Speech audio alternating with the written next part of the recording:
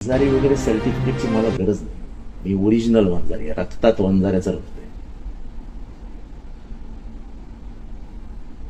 माझे आजोबा वारकरी होते, आमचं घराणं अतिशय धार्मिक होतं आहे.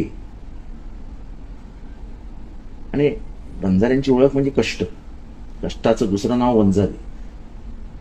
वनात राहणारा म्हणजे वंजारी, वनात राहून उद्योग धंदे करणारा आणि पोट भरणारा म्हणजे वंजारी. डोंगर कपाऱ्यात राहणारा म्हणजे वंजारी.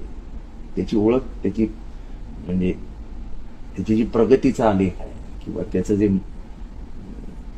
तो कुठनं कुठे आला ह्याचा जर व्यवस्थित अभ्यास केला तर वंजारी खूप मेहनतीचा आहे. मुंबई सेंट्रलचा हमाल 90% हमाल वंजारी आहे. कल्याणला 90% हमाल वंजारी आहे. बीटी स्टेशनला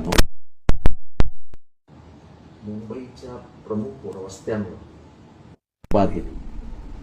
ब्रिज कॅन्डी समोर तुम्ही कुठेही लुगडं नेसून किंवा पांढऱ्या कपड्यांमध्ये गांधी टोपी घालून भाजी विकायला बसलेले, पूर्वी आता नाही, आता बदलला काळ, 100% वंजारी होते. 100% वंजारी. माझी आजीही स्वतः लामिंग्टन रोडवर भाजीची टोपली घेऊन, नऊवारी साडी घालून मांडी घालून भाजी विकायला बसे.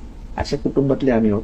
आम्हाला हे काय वंजारींचं सर्टिफिकेट आहे? हे वंजाऱ्यांना बदनाम करून टाकलं या गँगने. उभ्या समाजाला बदनाम करून टाकलं. उभ्या समाजाला कोणाचा तरी विरोधक म्हणून उभं केलं. वंजारी कोणाचा विरोधकच नाहीये. आपल्या मेहनतीवरती जगणारा आणि बीडच्या बाजूचे तर भगवान बाबाला मानणारे. भगवान बाबा म्हणजे सगळ्या समाजाला बरोबर घेऊन चालणार.